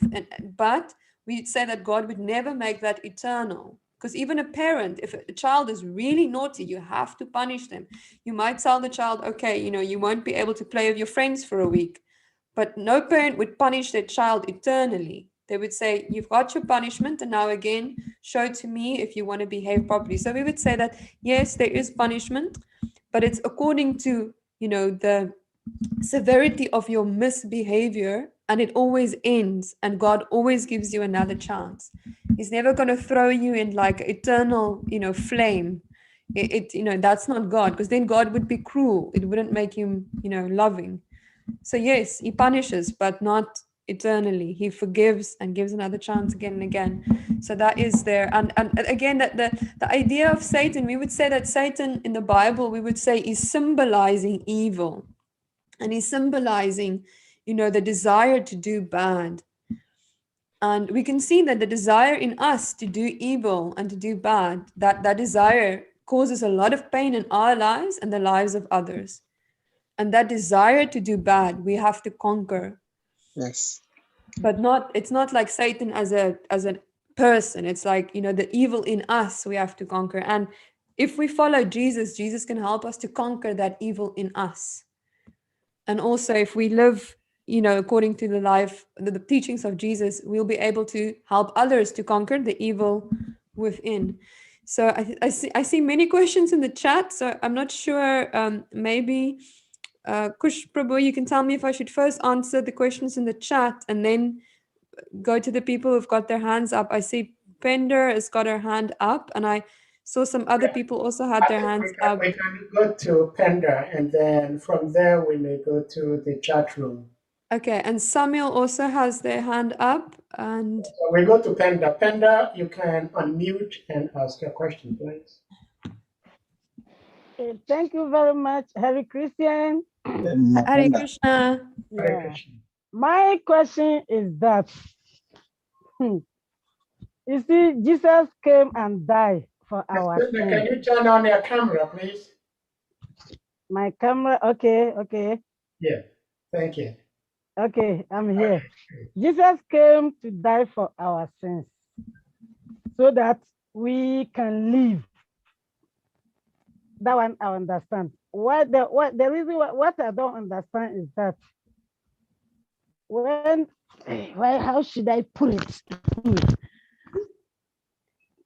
What I don't understand is that if God came and died for our sins, let me say you're a Christian, then you are not going to church. You are living in a luxury life, everything is okay. Then suddenly you accept Christ, then you repent. Immediately you repent, you see everything turned upside down. Everything that you do will not be successful. By the time you are in the world, everything was smoothly for you. You do everything, you tag this, it's money. You tag that, you get what you want. Everything that you are looking for, you get it. But immediately you say you accept God, all those things, you can't get it. Then you go into very deep hardship. Why is it that? Because I don't understand that things is big in my imagination. Because the time you are in the world, you say you are not a Christian, you are not a Muslim, you live in the luxury life, everything is okay, smoothly. But if you open your mouth and heart and say you accept Jesus Christ as your savior, and from there going, then things is very worse. Sometimes what to eat is even a problem for you. Why is it that? Thank you so I much. hope you get my question. Yeah, thank you so much, Pender. I think you're asking a very important question. I think we've all seen in the world that sometimes there are people who we know are not following any religion, and they might also, not be living very good lives. They might be, committing so many crimes or mistreating others, but they seem to be successful and Yes. flourishing. And then we see Yes. other times we get people that are religious, or they might be Christians or following another religion, and it seems that they are suffering Yes. a great deal. And that does not seem fair, because we would think that God would take care of his people, the ones that are Mm-hmm. trying to follow him and who believe in him and who try to worship him. So it is I mean, we see that everywhere in the world, and I think it is difficult to understand, and I think it might make us feel discouraged. I'm trying to worship God. I'm trying to do the right thing. I'm trying to give my life, as you say, to Jesus, and now I'm suffering so much. So what I can say is, if we read the Bible, or if we read other scriptures, we'll see, if we read the Bible, Jesus himself, although he's the Son of God, he had a lot of difficulties he went through. Jesus's life wasn't just easy. And also his disciples, most of his disciples, after Jesus was crucified and then resurrected and then he ascended to heaven, Jesus' disciples went to different parts of the Middle East where they lived, to preach the gospel, and basically all Mm-hmm. of them also got killed for Yeah. preaching. So we see that it's a common theme, that even if we become very religious, even if we follow God, that does not mean that we will necessarily have no challenges in life, or no suffering.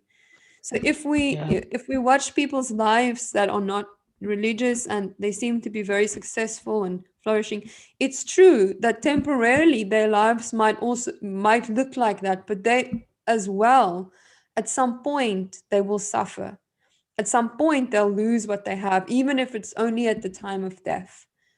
But that is just, that's just the reality of this experience. But for the person that gives their life to Jesus, for the person that tries to follow God, their destination is going to be different. At the end of this life, they are guaranteed to have a better destination. They're Mm. guaranteed, to go to Jesus, to go to God. They're guaranteed also to, if they can keep their faith, they're guaranteed to more and more experience, the love of God within themselves, the Mm. presence of God within themselves. So although they might be looking like this, they are suffering in this lifetime, it's true, they might be going through a lot of suffering, but we have Yeah, to have but that vision that it's ultimately, yes, Pinder. it's very terrible if you are in the world here, then you are always suffering. You don't know Mm, where you go. With this God, we don't know him, but we still believe in him. But we don't know whether there's God or there's no God. We don't know, but we heard it. They give birth to us, and we came to hear this, that there's God somewhere, which we don't know. Nobody knows, mm, but we believe in him. So for me, sometimes I think that, as I say, I surrender to God. I'm mm, supposed to be at least not like a millionaire, but mm, something to eat and something to clothe are supposed to be free. But mm, the hardship is too much. So you can't, sometimes you sit down, you say you are following God, then you I don't Understand? We agree with you, but thank you. I would like to announce to all of you that we can only keep our speaker here for the maximum of 2 hours, and we are like 11 minutes shy away from hitting 2 hours. So Okay. we may pick one or two more questions, and tomorrow, by God's grace, we shall have the same gathering, same place, same time. So if your question Okay. does not get answered today, Probably we could do that tomorrow. So we'll Okay, thank you very much. Thank you. Very intelligent. Thank you. Beautiful. Thank you. All right. Thank you. Bye. I see. Thank you, Brenda. We hear that you're going through some difficulty, and ultimately we know that God doesn't want any of us to suffer. And we believe that He has a plan for you. So we're going to pray that God will manifest in your life and will provide for you and care for you, so that you can feel more sure of His love for you, and you can feel more sure that He is really caring for you. So I see Samuel has got their hand up and Ray's got their hand up. I hope I can answer both of your questions. I think we may ask Utsava. I think Utsava raised the hand first. Utsava, if you can unmute. Yes, I don't think he's got a question. I think he wants to make a comment, but he's welcome to do so. Oh, okay. Hare Krishna, everyone. Hare Krishna. According to me, I'm so grateful to be the part of this meeting over here, and all I see over here that so many people who are so much intellectual are talking. But if I go through the story which Saradiya said earlier, that there is an existence of duality in us that makes us think that what is right and what is wrong. And what we are talking over here in this session is the incarnation. As the science said that there is the energy never dies. And the people over here are making comments that yes, the Jesus are like this, and maybe the Muhammad is like this. But as I have learned a lot about the Christianity, means I have read so many books, I have tried reading, and I've read about the Islam as well. But what I found over in the end after reading so many scriptures that it is all manipulative. That everything in this world is always going to be manipulative. But the question is that if there is no manipulation, and if there is no existence of fear, death, and negative emotions, will anybody ever remember God? If we imagine ourselves that yes, our life is so peaceful, our life have no suffering, everything is in the happiness, then who will think about the existence of God and the existence of creation? So these things are not, they are not impure. They are pure in themselves, but these things are reminding us about the existence. And if we look at maybe, according to the story, the Vishnu get reborn and he born as a Bhishma. Maybe it goes same for us. Maybe at the moment when the Bible was created, maybe 50% of the people was agreed to it, and 30% of the people was manipulative, and those people manipulated everything.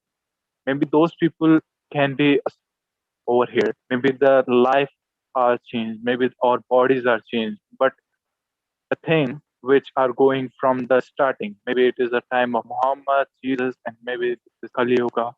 This thing, there is an existence of purity and impurity, good and bad, and God and devil is the existence. And they both are attached toward each other, and they both remind us about each other. And that's what I want to say over here, that we are creating, when we think about ourselves, that yes, I am human. When we think about yes, that is the thing which makes me think about the fear. Then I'm afraid, then I have negativity. When ego is connected, and it's all the duality of mind, and stopping incarnation is that killing the duality. When we accept that thing as it is, when we accept that what is going on is pure, at that moment we become immortal, with this thing. That's what I want to make the point. And I really love the story, and I really appreciate the efforts of Saradiya. She really explained a lot in a very. Thank you so much, Utsa, for sharing that. So I hope we can quickly cover our 3 remaining questions. I just want to quickly respond to a question from Simon in the chat. As Muslims pray to Krishna through the Prophet, and Muhammad as the Muslims pray to Krishna through Prophet Muhammad, and Christians also pray to Krishna through Jesus Christ, who must we devotees pray to Krishna through? Forgive me my ignorance, please, just that I'm new in the family. So it's a very good question, Simon. So the principle that you see there is that in each religion, you have like a teacher, and then that teacher takes you to God. And because that teacher is like the person who introduces you to God, you also, instead of praying directly to God, you ask the teacher to help you to pray to God, or you can pray the prayer that the teacher has given you. So the Christians have the prayer that they have in the Bible. I'm trying to remember the Lord's English. Prayer. Yeah, the Lord's Prayer. The Lord's Prayer. Thank you. Couldn't remember the English. So they have the Lord's prayers that that Jesus gave them. So the same for us. If we are Hare Krishnas, there are many prayers that previous teachers, like devotee teachers, have given us. So we can pray those prayers. That is one thing that we can do, and through saying those prayers, reading those prayers, we also learn how to pray very beautifully to Krishna, what to ask Krishna. And also, if we want to offer our own prayer, but we might feel that we want to still go through someone, we can always pray for Prabhupada. So Prabhupada is the person that brought the Hare Krishna religion to the Western world. So he is our teacher. He's our most prominent teacher. So we can always pray through Prabhupada. So that principle is very important. We always approach God through a teacher. So we would say through a guru. So that was a quick answer. We've got a couple of more minutes. Hopefully we get in Ray and Samuel's question. So I think, Samuel, your hand was up first. So if you quickly want to unmute and share your question with us, that would be great. Yes, Madam, good evening. Good evening. I think you just said that if you let other beings suffer, you also suffer. Mm-hmm. Is that a reason why Hare Krishna don't eat meat or fish or that kind of stuff? So thank you for your question, Samuel. So yes. Thank you, Madam. Thank you. We would say that all living beings, every living being that you see has the same soul. It's a different body, but the soul is the same. The same soul. The same soul. It's like wow. a different body. So people of different races, people of different religions, cultures, the same soul. And then you have beings, just it's a dog, it's a cat, it's an elephant. It's all the same soul. So we would say, because it's the same soul, and because that soul it's always dear to God, we should respect them. And unless there's no other option, if there's no other option and you have to kill an animal to eat to survive, then it's understandable. Like, for instance, if you are a lion, you can't be vegetarian. You've got to eat a deer. And it's understandable, because that's what you need to do. So even if you're a human and there's no other food, there's nothing else you can eat. Some people, they live in very extreme conditions, like where it's, there is nothing growing, like in the North Pole, the people have to eat the fish. So that's understandable. But if we're in a situation where we can't eat grains, we can't eat vegetables, we can't eat fruits, there's so many other things we can't eat, and then we decide that we're going to kill an animal to eat it, then we are, committing a crime, because we're taking the life away of the soul that's living in that body. And that from God's point of view, we don't have the right. We don't have the right to go and kill another living entity, as that entity doesn't have a right to come and kill us. So for that reason, it's preferred that we, if it's possible, we take, plants. And then we don't just eat plants before we make a meal, and then we also offer it to Krishna, because we did kill the plants. So we offer it to Krishna, and he accepts that, because we have to eat something, and he accepts our offering. So I hope that answers your question. We should try and live in a way which we look at other living beings and we see it's all, they're all part of God. So we should take care of them to the best of our ability. and we should not harm them. You know, if at all possible, we should not harm, and ideally take care. I hope that answers your question. But, Madam, you have answered. But in the Bible, stated that that meat should be our food. In the Bible. So if you eat them, how are you going to suffer? Is it in the after you died, your reincarnation? Are you going to suffer because you are not able to penetrate into the heaven or the kingdom of God, or the hell as punishment? Okay, very good question. So firstly, in the Bible, you know, different things are said. So in the Bible, yes, you can eat meat, but you had to eat what they would call kosher meat. So you couldn't eat any meat. You know, you could only eat certain animals. Like for instance, you couldn't eat animals who have a split hoof. You know? Ooh, so there's a lot of animals that you can't eat. Basically, most animals that you can't eat. So you can't eat cows, you can't eat pigs, you can't eat, you know, the list goes on. And the animal needs to be killed in a certain way. Now, here's the interesting thing. Actually, the rule is, and that is in the Bible, you can't eat anything you can't eat any flesh that has blood in.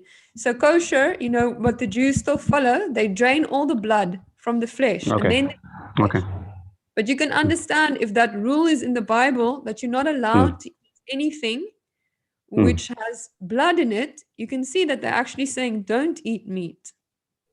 And if we look at the original, commandment that was given, you know, originally in the beginning of the Bible, in Genesis, when the Garden of Eden was created, then God says to Adam and Eve, he says, I give you all the plants to eat. He doesn't say the animals. He says you should rule over the animals, but he says, I give you like all the vegetation to eat. So it's interesting. The original commandment in the Bible is eat the plants and rule over the animals. And then later you see that, yes, there is like, you know, they are eating meat, but there's specific regulation given. So as we said, it's like, if you want to eat meat, there is, in every religion, they make certain rules. Okay, if you want to eat meat, then eat it in this way, but don't just eat any meat. But in most religions, you see that the original teaching was the best thing is not to eat meat, because you're going to take a life.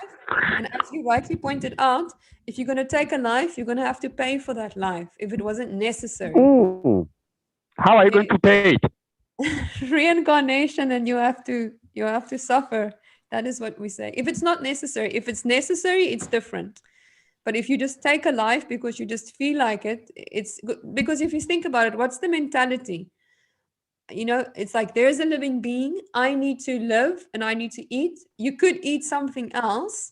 You could eat a plant, but now just because you want to eat the other living being, you kill it. So what is your mindset like? That's not a very loving mindset. It's not a selfless mindset. It's a very violent mindset. Like, I see you and I'm going to kill you because I want to eat you, although I could eat something else. So you can see it's a very violent consciousness. So if you have that violent consciousness, you won't be ready, you know, to go in the place where God exists, and everyone's consciousness is very loving, it's very pure. So we have to get rid of that consciousness if we want to return to God. Does that make sense, Samuel? Thank you. It makes sense so much. I'll let your time is up. Thank you so much. I'll meet you another time. I really appreciate your time and your contribution. No question is unworthy to be asked. Any question, every question is okay to ask. But we've run out of time. And like I said earlier on, we will be here again tomorrow, same time, same place. And so you're all welcome. Some of the questions you asked require quite a lengthy time to answer, but we've almost run out of time. And if at this point, if you all agree with me, we're going to ask everyone to unmute, and then we chant Big Hare Krishna to our speaker, Saradiya Mataji, for her valuable time, patience, and knowledge. Yes, thank you so much, Mother Saradiya. And thank you all for coming. We thank you too. Thank you for having me. Thank you. We are Thank you, grateful. Hare Krishna, Hare Krishna. We are grateful. We are grateful. Thank you for the teachings. Thank you very much for the teaching. Thank you. Thank you We very are much. grateful. Thank you for Thank your you. care. Thank you. Thank you. Grateful. Thank you for your time. Mr. Nichialai. Thank you. Thank you. Thank you. Thank you. We are grateful for your teaching. We thank you. We are grateful. Mr. Thank you. Nee. Thank you all. Thank Thank you, you. Chairman. All South Thank Africans, you. thank Thank you you. for coming. We are grateful. We are thank you. We thank South you. We Africa thank you. Transformation, thank you for coming. Thank you so you. much. Bye. Bye.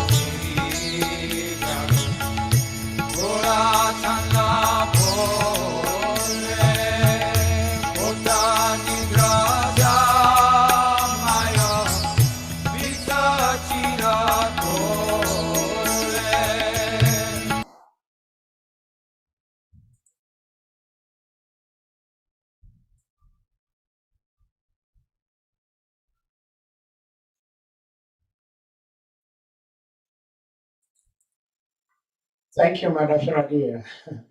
Hare Krishna. I didn't know you were still here. Hare Krishna Prabhu, thank you so much for hosting. I didn't expect so many participants, but it was very inspiring. Yeah, Krish Prabhu only contacted me this morning to ask if I can give class. I wasn't so well prepared. It was a bit spontaneous, but thank you very much. Well, And I just wanted to say, sometimes spontaneity is the best. thank you. I just wanted to say, I see Ray is still here, and I think he wanted to ask a question. So I just wanted to let him know he's welcome to send me a message. So he can maybe, I don't know if he's in contact with Kush Prabhu or with yourself. So Ray, please feel free to send a message to me through them, or if you can find me on Facebook, I'm Saradiya Rasa. Then you can. I think Ray will be here tomorrow also.